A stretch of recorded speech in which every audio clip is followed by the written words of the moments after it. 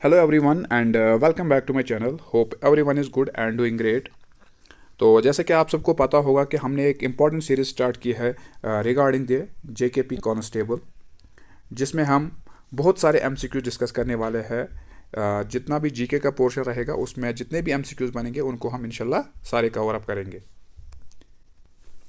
उसका ऑलरेडी मैंने एक पार्ट अपलोड किया है, अगर आपने अभी तक नहीं देखा है तो you can check my channel, वहाँ पे आप जा सकते हैं, प्लेलिस्ट में अवेलेबल है तो वहाँ से आप चेक कर सकते हो। ओके, सो उस चीज़ को ध्यान में रखते हुए मैंने ये चीज़ सोचा कि हमने एक और सीरीज़ को स्टार्ट करना है जो कि इम्पॉर्टेंट रहेगी फॉर जूनियर असिस्टेंट। ठीक है, जितने भी एस्पिरेंट्स इस एग्ज़ाम के लिए प्रिपरेशन कर रहे हैं जूनियर असिस्टेंट, ठीक है, जो हाई कोर्ट का है, ठीक है, तो उसमें जो इम्पॉर्टेंट टॉपिक है दैट इज़ इंडियन जुडिशरी, यानी जो इंडियन जुडिशरी है उसी के रिगार्डिंग आज हम एमसीक्यू डिस्कस करने वाले हैं। ओके, सो वीडियो को शुरू करने से पहले अगर आप हमारे चैनल पर नए हैं तो चैनल को सब्सक्राइब कीजिए और साथ में बेल आइकन भी दबा दीजिए, ताकि जब भी हम कोई नया वीडियो अपलोड करेंगे उसकी नोटिफिकेशन आपको ऑन टाइम मिलेगी। तो चलिए आज का वीडियो स्टार्ट करते हैं क्वेश्चन नंबर 1 से। So question number 1 is under which part of the Indian Constitution Supreme Court is mentioned। तो पहले क्वेश्चन में हमें ये क्या बताया गया है कि जो सुप्रीम कोर्ट है, ठीक है, यानी सुप्रीम कोर्ट ऑफ इंडिया है, वो किस इंडियन कॉन्स्टिट्यूशन के किस पार्ट में मेंशन किया गया है। ठीक है, क्या वो पार्ट 3 में, पार्ट 11, पार्ट 10 या फिर पार्ट 5। ओके, तो आप लोगों को पता होना चाहिए कि जो सुप्रीम कोर्ट ऑफ इंडिया है, ठीक है, ये पार्ट 5 में मेंशन है। किस में? पार्ट 5, यानी पहले पार्ट की अगर हम बात करेंगे पार्ट 1 उसमें लिखा गया है कि the union and it's territories. ठीक है, तो सेकंड पार्ट में है सिटीजनशिप के बारे में लिखा गया है। ठीक है, थर्ड पार्ट में क्या है? Fundamental rights. ओके, तो इसी तरीके से अगर हम फोर्थ पार्ट की बात करेंगे या फिफ्थ पार्ट की बात करेंगे तो जो फिफ्थ पार्ट है उसमें मेंशन किया गया है सुप्रीम कोर्ट। ओके, यानी सुप्रीम कोर्ट में जितने भी प्रोसीजर होते हैं, चाहे जजेस की अपॉइंटमेंट की बात करेंगे, क्वालिफिकेशन ऑफ जजेस की बात करेंगे, ठीक है, या क्या प्रोसीजर रहता है कि एक सुप्रीम कोर्ट का जज बनने में, ठीक है, तो सब कुछ मेंशन किया गया है फ्रॉम आर्टिकल 124 टू 127, जो कि आता है part 5 of the Indian Constitution. Okay, so Supreme Court is mentioned in the part 5th of the Indian Constitution. So option number D is the correct answer for this question.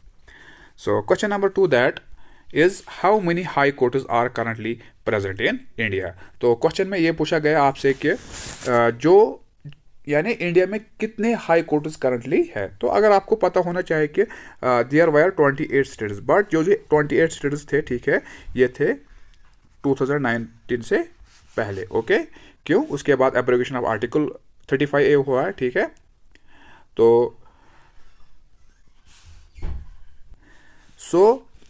Jammu Kashmir यानी JNK was a separate state. ठीक है, तो उसके बाद क्या किया गया, इसको डिवाइड किया गया है। ठीक है, यानी जम्मू कश्मीर को एक अलग यूटी बना दिया गया है और लद्दाख को एक अलग यूटी बना दिया गया। ठीक है, तो उसमें क्या हुआ है, यानी अल्ट्रेशन हुई स्टेट्स की। अगर 28 थे तो उसके बाद जम्मू कश्मीर को सेपरेट करके क्या हो गया, 27। ठीक है, so according to the Indian constitution तो हर एक स्टेट को क्या होना चाहिए, अपना हाई कोर्ट होना चाहिए। बट अगर हम इंडिया की बात करेंगे, हर एक स्टेट को अपना हाई कोर्ट है, लेकिन यहाँ पे अगर हम बात करेंगे there are currently 25 high courts. ठीक है, कितने हैं? 25 हाई कोर्ट्स इन इंडिया। यानी यहाँ पे बताया गया कि how many high courts are currently present in India. तो मैंने कहा कि there are 25 high courts currently in India. तो अगर क्वेश्चन यहाँ पे ये है कि अगर 27 स्टेट्स है, ठीक है, तो खाली 25 क्यों है? क्या खाली 25 हाई कोर्ट्स क्यों है? तो यू शुड नो कि जो 7th अमेंडमेंट एक्ट ऑफ 1956, ठीक है, 7th अमेंडमेंट एक्ट ऑफ 1956, तो उसके अकॉर्डिंग ये बताया गया है कि एक स्टेट या 2 स्टेट या 3 स्टेट्स के भी एक ही हाई कोर्ट हो सकता है। ठीक है, तो इस अमेंडमेंट के तहत ये बताया गया है कि ये चीज़ दर्शाया गया है कि एक स्टेट, दो स्टेट या तीन स्टेट, यानी तीन स्टेट्स या दो स्टेट्स का भी एक ही हाई कोर्ट हो सकता है. सो दैट इज वाई कि currently there are 25 high courts in India. So option number C is the correct answer for this question. So question number 3, that is, in which amendment of the Indian Constitution says that a high court can be of 3 states. तो मैंने इस question का पहले ही answer बता दिया कि that is 7th Amendment Act of 1956. Okay. So next question is question number 4.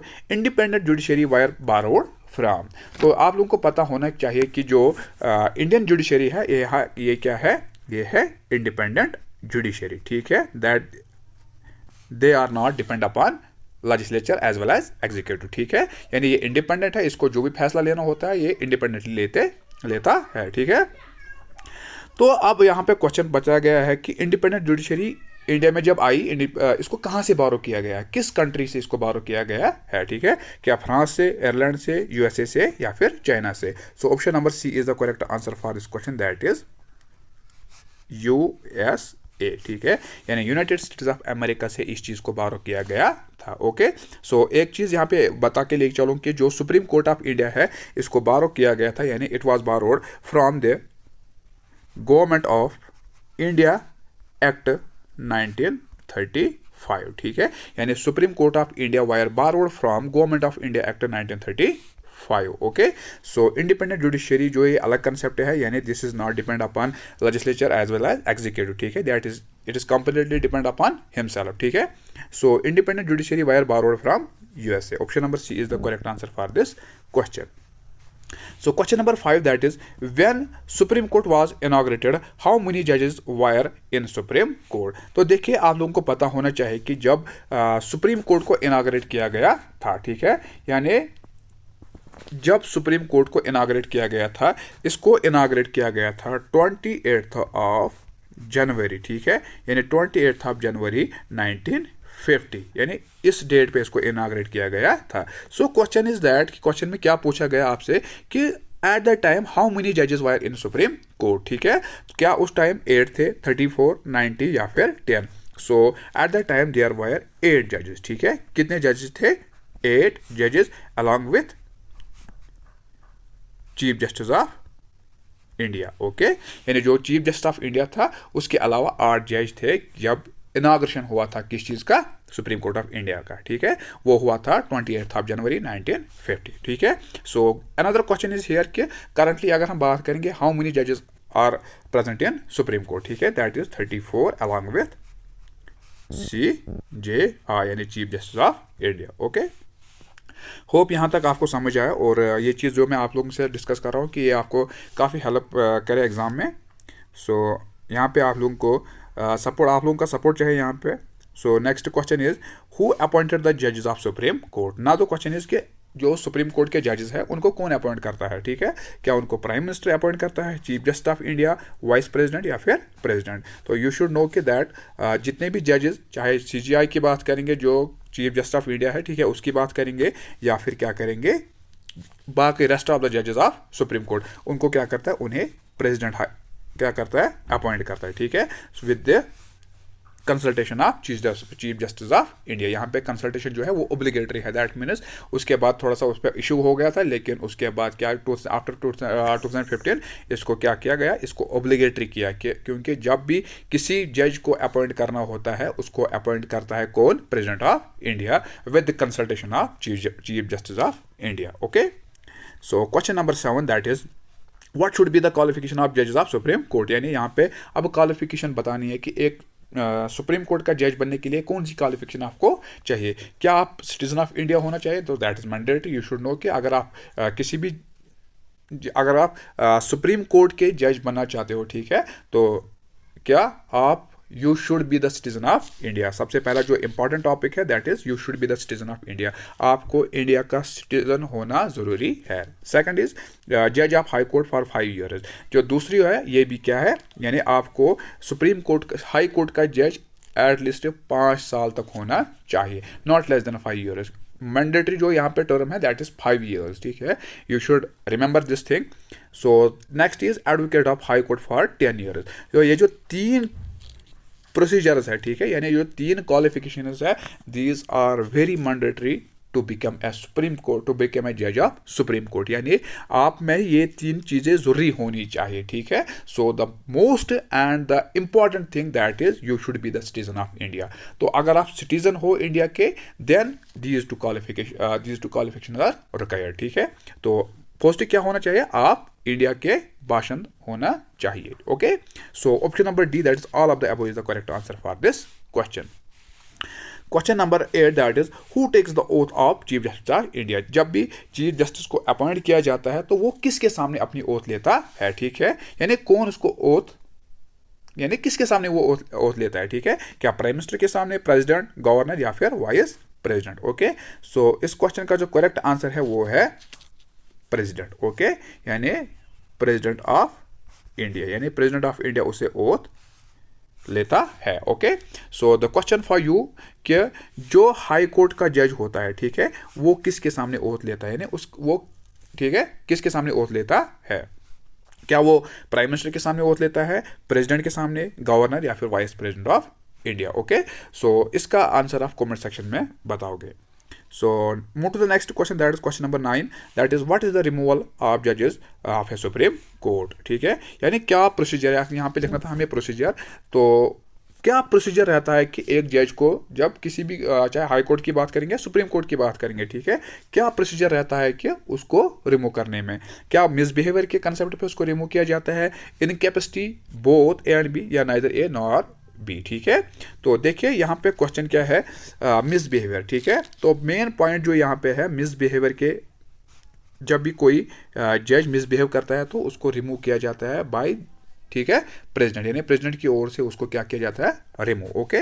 दूसरा है इनकैपेसिटी, जब भी इनकैपेसिटी होती है तो उसको भी रिमूव किया जाता है, ओके। सो अगर क्वेश्चन इस तरीके से आता है, वेट अ सेकेंड, क्वेश्चन इस तरीके से आता है कि यानी मिसबिहेवियर होगा, ठीक है, इनकैपेसिटी होगा, फिर होगा वायलेशन ऑफ कॉन्स्टिट्यूशन, ठीक है, वायलेशन ऑफ कॉन्स्टिट्यूशन। देखिए वायलेशन यहाँ पे आपको क्या करना हो, या फिर ऑल ऑफ द, या बोथ एंड बी होगा यहाँ पे, ठीक है। तो at the time you should tick the both and B, क्योंकि ये जो वायलेशन है, वायलेशन मतलब ये चीज़ मेंशन नहीं किया गया कॉन्स्टिट्यूशन में। कॉन्स्टिट्यूशन में खाली 2 चीज़ मेंशन किया गया है for the removal of supreme court, जजेस ऑफ सुप्रीम कोर्ट, ठीक है। एक है मिसबिहेवियर, दूसरा है इनकैपेसिटी। अगर वायलेशन होगा तो दैट यू शुड, क्या, इस चीज़ को आपको इग्नोर करना होगा, okay. So question number 10 and the last question of this session, that is at what age judges of Supreme Court were retired, ठीक है। तो किस एज में, यानी क्या टेनवर रहता है एक जज का जो सुप्रीम कोर्ट का होता है, क्या 70 ईयर्स, 80, 65 या फिर 35। सो 65 is the correct answer for this question, okay. जब भी एक जज की उम्र, जब भी एक जज की एज क्या होगी, 65 years, then he should retire, okay, यानी उसको रिटायर होना पड़ता है। So that was all about today's video, hope you like this video. अगर वीडियो पसंद आए तो वीडियो को लाइक कीजिए और अपने फ्रेंड्स के साथ शेयर कीजिए। मिलते हैं इंशाल्लाह नेक्स्ट वीडियो में, तब तक के लिए अल्लाह हाफिज़।